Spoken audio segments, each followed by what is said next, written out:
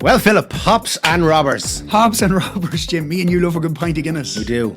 We love a good pint of Guinness. And Dublin has the best Guinness in the world and some of the most expensive Guinness in the world. Very true, very true. Especially lately now, it's turned into a fucking shit show. It used to be Guinness was the only thing under a fiver. And now it's What price do you remember Guinness? I remember it being €3 or something. Yeah. When the Euros first came in.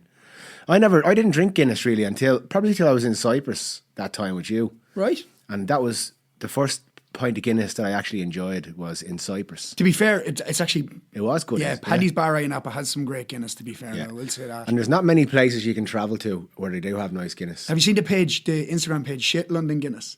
No. Oh, it's very good. I've seen some shit pints of Guinness from London though, like in a tall glass. With So with they a have fucking this. 5 mil head. Jesus. That's what they do. So they have like this Instagram page, Shit London Guinness, and it's just like that. Whenever someone gets a shit pint, like they'll get a pint of Guinness in a Carlsberg glass. Yeah. You know what I mean? Or Yeah. like a pint of Guinness in some mad, Barrel's been sitting there since fucking Arthur was around. full of bubbles, like an arrow. Yeah, fucking hell. It's harder to get a bad pint of Guinness in Dublin. It is. Although you do get them. You do? Oh, geez, you get them. Yeah, You get them. Where's your favourite pint of Guinness in Dublin? I like the Blue Light. That's got a nice pint of Guinness Blue up Light's a there. great pint of Guinness. Yeah, That's a nice one up there. we'll have to get back up there at some We stage. have to go back up there. The Blue Light is in the it's in the Dublin Mountains, It's up behind Lamb's Cross, looking down on the but you've viewed the whole Fernhill city. Park. Oh, it's gorgeous. For any tourists coming to Ireland. I'd never heard about it before I moved up there. I saw it in a Guinness ad. I saw it. Yeah, Guinness had it that in was one of the after Guinness ads. I'd heard about it. And then a friend of mine, Terry, he mentioned it to me. He mentioned the Blue Light, and I said I hadn't been up. And he said get up there for a pint of Guinness. And then the first Sunday we went up just happened to be a great day. Yeah. And it was jammers and Yeah. and the buzz In the about car the place. park. Car park was full. Everybody had pints of Guinness, looking over the city. Did I show you the secret place up there? Yeah, you brought me up to Yeah, the secret place. yeah. It's only for staff now. I think, but there's a secret spot up in the Blue Light where you can go up and you get an even better view of the city, and it's kind of quiet and it's nice. It's a good old spot, but it's nice for an old hike, or we go up there with the baby in the backpack, have a couple of pints, and hike back down through the park. It's lovely. That's class. Johnny Fox's. Give Johnny Johnny Fox Fox's is a nice shout as well, out. yeah. So yeah, it's a good. These it's a good kind point. of touristy pubs, I'd call them. Yeah. In town, look. So in town, you have your you have the Temple Bar, of course. Yeah. It's $9.90 a pint during the day, and I think it goes up then after a while at night, which is And the electricity prices go down. So That's- you wonder how they that's- fucking... that's how an expensive pint. It's fucking ridiculous is what it is. It's ridiculous. And then paying fucking €5 a year rent over there in the Guinness factory. the Merchants Arch. Diageo. The Merchants Arch has a great pint. Does it? Temple Bar, yeah. I haven't had a pint in there. O'Riordan's is a great pint as well. Not in the last few... Since I got into Guinness anyway. In town, the Old Stand. Have you been to No. the Old Stand? No. And Bowes. Have you been in Bowes? Yeah, I think I've been in Oh, Bowes. Bowes is great down beside Doyle's. There's one near Croke Park that has a nice pint as well. I can't remember what the fucking name of it. You're talking about the Gravediggers. No. The Gravediggers in Glasnevin is supposed to be the best pint in the world. Oh, really? So the Gravediggers, did I ever tell you the story about the Gravediggers? So the Gravediggers is this really old family pub. I've passed it all right. And they have it in their, John Kavanagh's it's called. John Kavanagh's the Gravediggers. Yeah. And they call it the Gravediggers because it's at the back of Glasnevin Cemetery. But what happened was they famously, historically, do not have a television, they have a snug, and they don't allow any music in the pub whatsoever. Yeah. There was a very famous funeral in Dublin, a very famous musician died, and Sinead O'Connor, Bob Geldof, Shane McGowan, Bono, they all landed at this funeral in Glasnevin. Right. After they all landed into the Gravediggers, they started a sing-song, and your man came out from behind the bar and stopped them, and he was like, sorry lads, no music. You don't have the IMRO license. Sorry, lads, we haven't paid the IMRO license, so it's unfortunate. But sorry, Bono. But I thought Mr. that was very cool, just to keep that kind of original. Yeah, that kind of originality. It's horses for courses. Because even when you go into, when I play gigs in some like local pubs, you can see our lads turning around and looking at you setting up, and they're just going, "Fuck." I'm just trying to enjoy a fucking quiet pint and look at me racing post. I did I even tell you this? So Ronnie, if you're listening, Ronnie Morgan, sound lad. Love Ronnie. Ronnie's a good lad. Ronnie was playing in a bar in Monaghan, he was telling me one time, and the horse race, it was a Saturday afternoon. There was a christening supposed to come in, I think he said, but it just didn't transpire that the christening came in, they just went back to the house or something. So they had paid for the music there anyway, or maybe he set up in the wrong place, but he was there and the horse racing was on. It was a Saturday. Yeah. And the barman told him to turn down the music or whatever, so he turned it down. And in the middle of the gig, an old man from the bar walked up to him with the remote control, pointed it over his head, and turned up the horse racing above his head while he was playing the gig. Well, I tell you, actually, I have a story. One of the first gigs I ever did for money was my brother was working in, it's in the Powers Court Hotel up near where you are, actually. Yeah. And I was in the bar up there. Now, I didn't have any desk or PA at the time, but they said they had a speaker. So I went up and plugged into this speaker. It had a jack and an XLR input. And I started playing. My brother was behind. Was there volume controls or anything on it? Or? There was, I think there was volume Just knobs. gain and- Volume knobs. It was Right. no EQ. Like, it was a fucking... But that wasn't the worst part. The worst part was there was nobody in the bar. Like, not one person. This was in the middle of the day. I don't know why. But my brother was working there and he got me the gig. So I went up there and, I was playing away to myself and my brother behind the bar for an hour or so. And then a couple came in, like an American couple with a baby, came in and they sat down and they were like, I could see them chatting while I was singing and all. And one was coming up and I was like, oh, look, they're going to ask for a request now. And then, we'll get a bit of a crack going. And he just came up and said, sorry, the baby's trying to sleep. Can we just turn it down a little bit? I was like, okay. That was my first ever paid gig to two Americans and a baby. Oh, man. Probably not the worst one I've ever done, to be fair. I've done some bad ones. One of the worst ones I think I ever did was the night we closed the bar in Cyprus the last gig in 2016. Right. The resort was Cyprus was dead. There was nobody left in the country. There was Everyone's nobody gone back to Russia. I think it was like the 30th of October, right? Fucking hell. Or maybe we could have went into the first week in November. But I remember it was just empty. The streets were dark. The wind would cut you in half. In Cyprus? In Cyprus, the wind way. would cut you in half. It's November, right? Yeah. I get up and I even said, I was like, maybe we'll give this a rest tonight, and we're like, no, we'll go for the last one. That's it. So okay.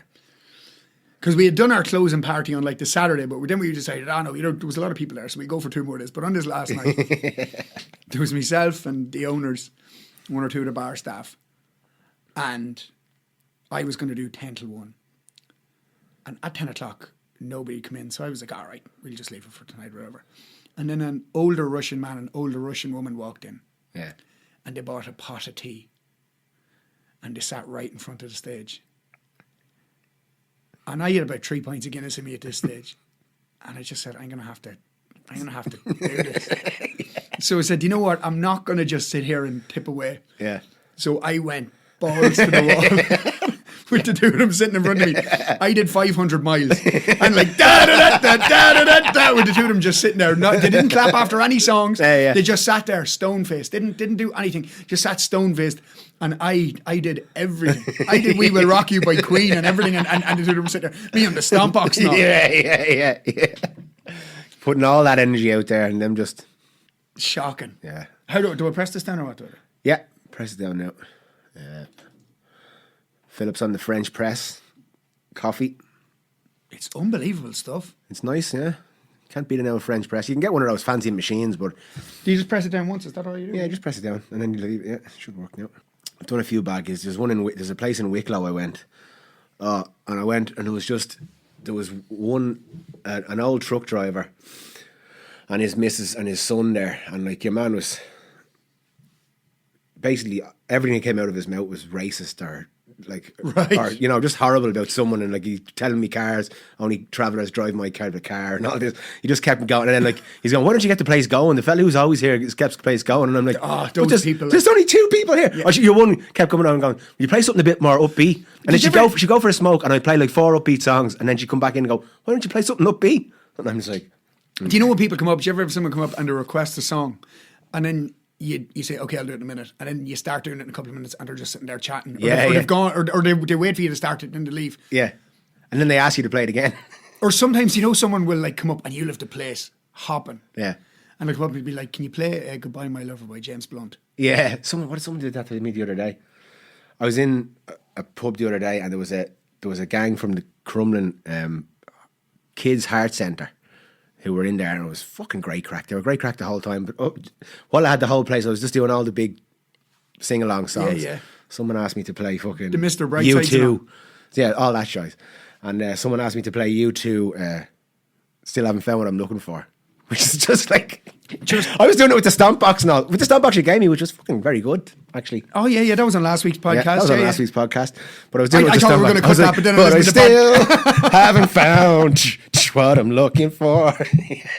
So on Hops and Robbers, we were watching the new Beverly Hills Cop last night. It was very good. It was very I thought good. it was good. I just want to, like I was saying to you, I like that they stuck to the 80s vibe as opposed to what they're doing with some of the more modern remakes now. Yeah, like. yeah. They didn't try and modern it up like you said to me earlier on about Bad Boys. Oh, like, Every time that's on, it just looks like they're trying to sell it to a new generation. yeah, it's It's a bit like, it reminds me of like a Fast and Furious or some shite like that. Which is, if you like it, it's great, but not for me. I thought trying to keep Mike Lowry, trying to keep Will Mike Smith's Lowry. Mike Lowry, just trying to Oh keep no, you didn't. trying to keep his character young. Yeah. Like they tried to recreate the scene. You know the very first running scene in the very first Bad Boys when he's running down like Sunset Boulevard, his shirt's open and he's in incredible shape. Like he's like I remember the first time I ever Vintage seen Will. Vintage Will. I remember the first time I ever seen it. I was like 11 and I was like, I want a six pack. Like when I was 11, because he was just so cool. He's running down with a gun and his shirt's flowing open and he just looks. Yeah. And then they tried to recreate it now. And I'm like, no, you're the 60-year-old man that slapped your man's face at the Oscars because he slagged your wife. Go away from me, you. Like, yeah. He went through a period, I remember, where everything he was in was blockbuster. Yeah. And was huge. And I think before all that Oscar stuff, he went through a period where everything he was in kind of flopped. Really? Apart from the thing he won the Oscar for that night, which is the Serena Williams thing. But I think he was in all those, that Marvel thing. What was it? The fucking Oh yeah, Squad- he was Hancock, and he Hancock. was like, yeah. Hancock he did pretty well in. No, it was the Suicide Squad thing. And then Oh, he was- yeah, he was of in, course. And I Am Legend he was good, and then I think didn't, See, I loved when he was Ali. yeah, that was I one of loved his when best. he was Hitch. Yeah, it was one Then of The his Pursuit of Happiness. best. Brilliant. Do you know what I mean? Legend, I Am Legend. I Am Legend. I think then he made that film £7, Yeah. and that just fucked him. I think that was the one where like I think his wife started taking the scripts then and be like, yeah, I think you should do this. Yeah, I think that's yeah. when she got the clause in. Well, who knows? It's all fucking rumours and stuff. But just for what we do know is, or what we do see from our own perspective is That that she never got over Tupac's death. You know that, don't you? No. So she was with Tupac. Well, so her and Tupac were best friends, All right. but apparently they were like Banging. best friends. Apparently, like she was inconsolable when Tupac died. Apparently, All right. and Will Smith was like always living in the shadow of Tupac. Tupac Shakur. Yeah, aren't we all? Aren't we all? Yeah, aren't we all? Better than being in the shadow of Biggie. It's a bigger shadow. Everybody's living in that shadow. yeah.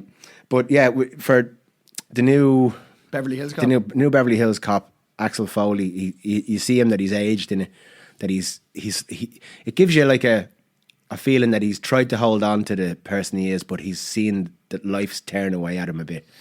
And it's kind of got that nuance to it. It was nice. Yeah, I thought it was very good. And it's not all CGI. No, It seems like it was all, like, there's a scene in it where just maybe 50 or 100 cars get destroyed, and it seems like they destroyed all those cars. Probably shells of cars that they got. do you know what I noticed in that scene? So he's going down the street in a snowplow. Yeah. And Don't they wanna used, spoil and it they too used that much for people, song, but- Lights Out, You're Yeah. Busted. That's the same song they used when he's driving the dump truck in Beverly yeah. Hills and they end up at the Playboy Mansion. Yeah. They used the same song. Yeah, I think they did that a few times. And, there was a few moments in it where they used songs, and I said I remember that from Yeah, the first one. I like that about it. I thought that was cool. Yeah. Or Serge was in it as well. Serge. Billy. Oh, Billy Apple Foley. Loved it. I loved that. Taggart looked worse for wear. Oh, Didn't he? Yeah, They won't be digging him up for number 5. well, no. Billy looked a bit worse for wear as well, to be fair. And your man was the police chief now. You know his mate that was always kind of... Yeah, Taggart. Was it? No, you know in Detroit. Oh, yeah. The guy that he used to get to mind a Ferrari for him and all. Yeah, and he was yeah. Like, yeah. That was the good thing about it. Like, it shows that he was the serious cop and he rose the ranks, whereas Ackwell Just always stayed the stayed on same, the street. yeah. Yeah, never got promoted. He just destroyed cities, but got the bad guy in the end. So a couple of the people I saw on Facebook saying like, oh, you know, it's it's shite. I was like, but no, they did what they were supposed to do. Yeah, I thought It's it not was like Bad Boys where they're going out trying to make two 60-year-old men look like they're still in their late 30s, early 40s, maybe. We're going to solve this. Mike Lowry and the other fella solve Israel Palestine. Just throw some shite in like. If they're going to be true to life, Mike Lowry couldn't get in and out of that Porsche these days. It's so low. Like. Oh. Pleasantly surprised I was. So I stuck on a thing after it called, I don't know if you've seen it, Owning Manhattan. No, I've seen it on me. So it's a new thing on Netflix where they're selling apartments. So the most expensive apartment in the world is in this new building in America. I think it's the one they used in some of those scenes in Succession. Haven't seen Succession either. Oh, it's fantastic. Succession is I've fantastic. heard good things. But this apartment is on the market for $250 million overlooking Central Park. Mm-hmm. And when I say this apartment is stunning, oh my God. That's some shake bait right there. But it kind of, this guy, I followed him on Instagram last night, I can't remember his name. This is the whole thing that the whole show kind of centres around. And you kind of get an insight into what the life of a realtor is like too. Like some of these realtors fly from New York to Dubai and Abu Dhabi just to have golf with some sheikhs. Yeah. And just to kind of pitch them. And sometimes they'll sell them and sometimes they won't, and then they'll fly back. But they'll take that 10 or 20 grand risk to fly out for a round of golf. Take the hit. Just to try and get that. So the sheikhs aren't flying them out. No, they're flying out on their own. They're flying out with their booklets and they're flying out with their... on the hope of getting a commission. Flying out with their commission iPads. on a 250 million. That's 10 million. 10 million? 10, well, 25, no? So it would be 25 for the company. Yeah, right. But he has 300 realtors in the company. Oh, okay. And whoever gets it gets 10 million. All right, okay. That's what they get. The company get the 15, I presume. Yeah. Capitalism. Do you know anyone that does realty? I know a couple of people I knew years ago. Last I talked to them in a pub, they were saying they were doing realty, and it was during the recession days. They say they were doing great during that time. Yeah, well, like, I suppose rent has always been... well, listen, now... To buy any house in Dublin, like you're talking mad money. There's so many people in the government that are landlords and in property that's why I worry that it's not going to collapse like it did the housing market anyway, because it's all kind of people trying to keep people whose interests are in keeping rents up, and unless it's like the last one we had no control over. That was the Lehman Brothers and but that's how do you think they got all the properties? Because the arsehole fell out of it and all that. What happens is rich people have the money, and then when everything collapses and everything's dirt cheap, they buy up everything and then builds up again. They have loads more money, then it all collapses and they buy up everything. It's just like, it's like a Hoover. There was you've seen The Big Short. Yeah. Anthony Bourdain does that scene where he talks about the fish soup and it's very good. Anthony Bourdain is good. Was a bit of a what would you call him? A tortured genius. A tortured genius, Wild West kind of figure. Quite an interesting life. Just the way, what a niche to find, like. Oh. Poet, chef. A poet, chef, laureate. Yeah. It's an interesting niche to find. Yeah, he was... What happened there? I think he always had depression. And I think the last I heard of, in a documentary about him was that he was seeing some younger woman and she was doing the dirty on him, and right. I think he was just that was just it. Yeah, that was it. He had enough.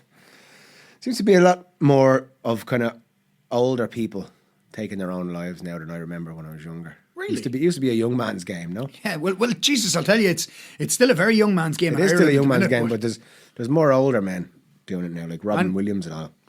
Well, Robin Williams, I don't think that was by... But also people I know around, yeah. seeing older people. Robin Williams, I think, wasn't frontemporal dementia setting in. And didn't he have the Parkinson's, I heard? I think so, but it was something else. There was some. Yeah, he started to lose a lot of his cognitive ability, and he just said, "I'm getting this before it gets me." I'm going on my own terms, which is fair enough. It's his choice. Anybody struggling out there, we are with you. During the first lockdown, I always said I was very lucky with my mental health, and then during the first lockdown, Jesus, I found that really tough. Yeah, I don't know if maybe I was depressed. I suppose I was after riding the crest of a wave for like a long time. Everything was really fast paced, and I was drinking a lot, and I was partying a lot, and I was doing gigs, and I was flying here, there, and everywhere. And then the next thing, COVID just shut everything down, and It's everything just went silence. quiet. Yeah. And I was like, and some of the more difficult decisions I would have made over those few years, all came back with a bang. Yeah. Everything kind of presented itself, and that first lockdown of COVID was because I gave up drink. Yeah. Like I gave up. Yeah. Everybody started drinking during COVID. I gave it up for like 16 months, and Jesus, it was tough. And for a while I was like, I understood that. Now, thankfully, I was never suicidal. Touch wood, but Jesus, I could. Yeah, there were some really low moments. Yeah, But definitely. it was a big reset, like for everybody. A lot of people learned about themselves, maybe not what they wanted to learn about themselves, or learn like had some tough times. What it is with mental health and struggling, we all have these struggles, whether it be physical or mental, and it's kind of, to me, it's our frequency to play with, for want of a better word, while we're here. How can we harmonize this thing? So for myself, mine manifested as physically, like as tension, and then the mental side was never really a problem for me. But now, as I get rid of the tension, I can see the more dark thoughts and stuff come in as well. So it's kind of a balance, just to realize that it's all. Well, I've been lucky enough to realize that it's all for a reason. I can't. I wish I could show everybody what I've learned, but it's just a process that everybody has to come to on their own. So I feel such empathy for people that are struggling mentally and not seeing the light at the end of the tunnel or whatever. But it's there. But it is there. I know it's there. No matter what happens, you'll be all right. We all will be. Do you believe in a constant state of consciousness? Yeah, I believe consciousness is everything. Like, it's not just human consciousness or animal consciousness or matter. It's everything is just consciousness. It's a frequency spectrum, and it just manifests. Do you ever see when you put sand on a plate and you vibrate at a certain frequency, course. and it And- makes yeah, different and- shapes? yeah. Like, yeah. So that's what we are. We're manifestations of frequency. It doesn't really matter what happens in our lives. It's more about our emotions and intentions. That's my belief, anyway. So basically, we're just perfect unity, shot out as far as it can go, and as we come back, we're just burning off all the things that aren't us. Okay. So that's true emotion that's like the catalyst for it. Well, let's humanize this for a second, right? Yeah. I'd hate the thought of being permanently conscious forever, Yeah. because I think that would be absolutely agonizing, just to think that my consciousness, and I could be in a conscious state forever. Yeah. So, but that's my ego, because my ego is attached to me and my idea of who I am. Exactly. But when this is gone, when Philip's gone, Yeah. like Philip is the name that I have for this version of what I am right now. Yeah. When this is gone, my consciousness will be something else. Yeah. But it will always be there. I just won't be attached to what Philip is or who Philip was. You'll know all about Philip and the life he lived and all the other things. See, at the very core of it, we're all the same thing.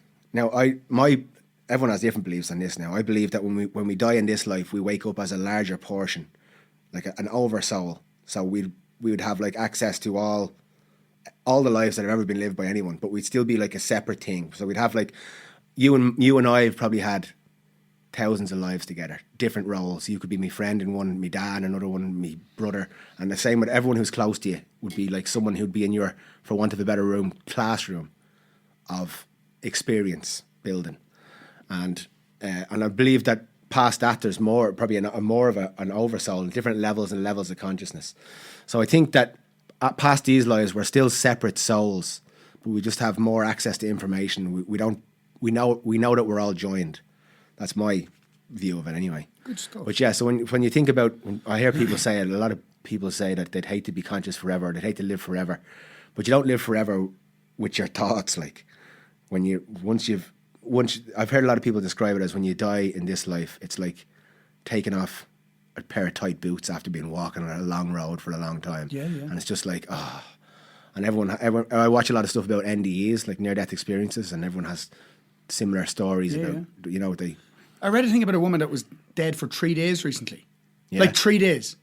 And they were like, they had her like lying there waiting for her family to come from like a different part. And they had her like in a Yeah, like a morgue. Yeah, but not like a freezer, just on like a cold slab. Yeah. And after 3 days, she was like, she just got up and was just like, There was a Netflix show about NDEs actually, where there was a woman who was a doctor, I think, a surgeon, and she was an atheist, and she was canoeing, and she went over a waterfall and she drowned, and she in her NDE she, saw God, saw the connection of everything, but also saw that her son was going to die when he was 18. no way. And then, and she always thought remembered this thing, and then when he was 18, he died in a skiing accident. But even then, she knew that he was okay. This is just something that had to happen. That's what I mean. When something happens, tragedies and all, it's so hard for us to see as. So then everything's predestination. It's not predestined. Like how we die and the emotions we have that we're gonna deal with. If in she our saw life. that. Yeah, but she saw that, but she didn't know how he was going to die or stuff like that. Yeah. This is a specific thing to her. I think it's a mixture of fate and free will. Like what we're destined to deal with these emotions, but how they manifest themselves, it depends on our own free will choices. So we're all kind of intersecting at places where we can help each other. And helping each other doesn't mean like always being nice to each other. It can be hating someone, and that can be the catalyst for their own growth. Like, so it just means that everything is for your better good, even the things that are horrific. Well, Jim, when this podcast goes out, you're going to be in Germany. I am. I'm heading to Germany tomorrow, Thursday. Where are you heading? To Mainz, because the missus lives there, or is from there. So we're going to Love visit a bit of Germany. Germany is great. And we're going to be over there for the final of the Euros. Oh, lovely, Would have been yeah. better if Germany was in it. That's Sunday, isn't it? Sunday, I think, yeah. But yeah, we're going to Germany I'm going for 10 days, I think, and she's going for 2 weeks with the baby. So I'll be back a little bit before, hoping to get some music stuff done then. And then when you're back, we'll have our next podcast, which is, of course, we mentioned it last week, our Celtic Tiger special. Yeah. So in the meantime, if Keep you're sending out us there- your Celtic Yeah. Tiger Celtic stories. Tiger stories. We have some good ones in. We're have just some good compiling ones. them now, and we're just gonna Yeah. get it all ready. We've saved all. We won't be naming any names. Yeah. But there's some crackers. We will expose the beauty and the turmoil of the Celtic Tiger in the next episode after this, which we'll call the Celtic Tiger episode. Just on that, just when you said the beauty and the turmoil, my mind went to a song called "Turmoil and Tinfoil" by a guy called Billy Strings, and then tinfoil led me back to heroin. Yeah. So I did a gig in Dublin the other night. I'm not going to name the bar I was in, and there were people smoking crack right outside the window behind me. Yeah. Yeah. I'm standing there doing a gig and there's people right behind. So I'm on a stage and there's just one little window behind me. So I'm the only two people that can see these two people. Because they're out in like a little alcove out in the street. Yeah. Nobody else can see them except me. Yeah. So I'm watching the place is full and everybody's going mental and we're all singing and everybody's going mad. And every time I turn around, there's just two people in a little alcove right behind me smoking crack off like a little crack pipe. So you're having the crack inside. We're having the crack They're and they're having the crack out there. outside. But it was, the country's fucked. It's wild. Well, The world's fucked. It seems that way, but I don't think so. I mean, it's all in your own perspective, really. I think the more that you can love the world the way it is and just see it as perfect, no matter how imperfect it seems. That's my view of it. Obviously, everyone has to make up their own mind, but I think we're just evolving, and it'll be. I think it's a lot better than it used to be. I mean, people now scream at each other online, but they used to drop nuclear bombs on each other and fight for world wars and all. I don't think that's going to happen again. I think we've evolved past. I don't think we can say Well, that. I think what we With have everything going on in Palestine now. Yeah, but that's not going to turn into a world war. People, this is a example of a polarizing event. So there's people most people that would see it from the Palestinian view as being oppressed, and I see that as well. But it's just whenever I have a view of something, I always try and look at the opposite view. Like if you're an Israeli and you're being told that these people all want to drive you into the sea and kill you, it doesn't matter if it's true or you believe it not true or not. You can see why they'd be afraid and why they would allow this to happen in their name or whatever. So it's not about, like with everything else, the way that you solve these things is not by hating someone, it's by compassion and realising there, but for the grace of God go I. If you were an Israeli, you would buy into all that stuff as well, and it's the same with Palestinians. So no matter who you think is right or wrong in a conflict, just try and put yourself in the other person's shoes. And it goes not just in world conflicts like that, but it goes in your everyday life, like when you're dealing with one-on-one with people. The more that you can keep it in your heart that everyone you look at is yourself in a different form, the closer you can stay to that vibration, the easier life is, for me anyway. Right. So there's other hops and robbers. there's Mr. McGregor is making a play for that Guinness market share. Did you see the advertising standard thing he got struck with last week? No, is it for when it says it's rocket fuel for the Mickey? Rocket fuel for the Mickey, yeah. So the advertising that was the first advertisement ever that I liked. The first advert. So the Advertising Authority Standards Committee or whatever they're called last week. Yeah. So apparently because it was his use of like scantily clad women in the ad as well. All right. And it said that it was misinformation. Well, that's true. Because, well, it could be rocket fuel for the Mickey. Yeah, I don't think so. Most likely not. Alcohol is not going to be rocket fuel for the Mickey. Might get the Mickey in trouble, but not rocket fuel. Not rocket fuel for the Mickey. But Connor is, so he's on a yacht now. Yeah. I saw that, yeah. So he's not in Switzerland now. He's not up in the mountains, in wherever. He's out in a yacht now somewhere. So Back in the yacht. It'll be interesting to see what happens there. Yeah. I don't think he'll fight. So there's Guinness in Dublin. There's in Cork they have Beamish. Beamish is a big thing. Murphy's is big too. Murphy's is big in Cork as well, isn't it? And then of course, like, well, isn't Murphy's like the kind of Murphy's and Kilkenny? Are they not like a Smithwick's alternative?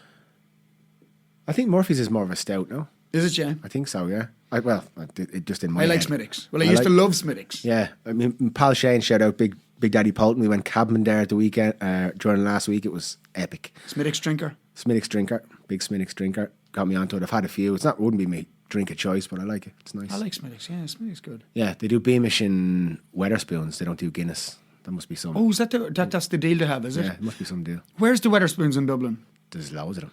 Is there? There's one at Grand Canal Dock. That's a new one. Oh, okay, right. There's yeah, one yeah. in Dunleary. There used to be one in Blackrock. There's loads of them. I think there's one up on Camden Street somewhere. Yeah, there's loads of them. Do you ever go to a Weatherspoons in England? Yeah. And in the morning. No. It's fucking wild, man. Oh, is it, yeah? Wild. Like a Monday morning, we used to go over to football matches. Yeah, yeah. And we'd fly back in the Monday afternoon or something. You go into a Weatherspoons Monday morning, it is packed. On wheels, like. Packed full of locked people. It's madness. £2 pints and all, isn't it? Yeah, it's crazy. Yeah, £2 pints, and because they don't pay an IMRO license and other stuff. I don't know how there's ways they skirt around having to pay overheads for things. So anybody actually, because we do have a good enough listenership in the UK, send us in your mad Weatherspoon stories. Yeah, Weatherspoon stories, yeah. I'd say there's a good few Weatherspoon stories because I've seen that there's like some clip on the internet of some pub and it's like some girl dancing and then it cuts to like some other man with like, he's like one leg or something and then like a dwarf, like a small person. That sounds like a Weatherspoons. Walks across the screen, yeah. Yeah. That sounds like every Weatherspoons I've ever been to. So yeah, send us in your Weatherspoon stories. And what story with Weatherspoons in Ireland? Are the pints as cheap? They're cheaper for sure. Yeah, they're three. You can get 320 pints, I think. No way. 320 now. A lot of them are like IPAs and stuff. But yeah. Jeez, there you go. There's one in Dunleary at the 40 foot there. That's where all the teenagers go pre-drinking. I remember when do you know something? When that It's a lovely spot. Remember, it was called the 40 foot. Yeah. It was a great bar. Like back when it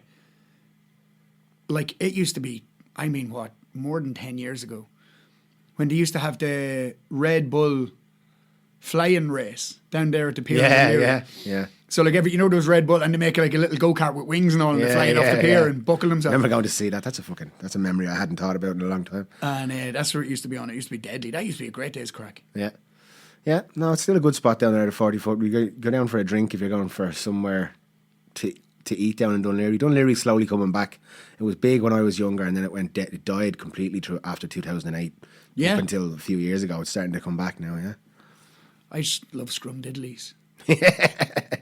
You scream, I scream, we all scream for Scrumdiddly's. Scrumdiddly's ice cream, unbelievable. And Teddy's. Teddy's is the OG. Let's not get it twisted. Well, folks, that's it for episode 8 of the Temple Bard podcast. Hops and Robbers was the theme of the show. I don't know if we got into too many hops and robbers. We talked about some Guinness and all, talked about some spiritual stuff and some mental health stuff. And I think the thing we'd like to take most from it is if you're struggling, we send you some light. And believe me, there's light everywhere. You just have to know where to look. And it is inside you at all times. So we're with you, we are you, and we love you. Sláinte. Sláinte.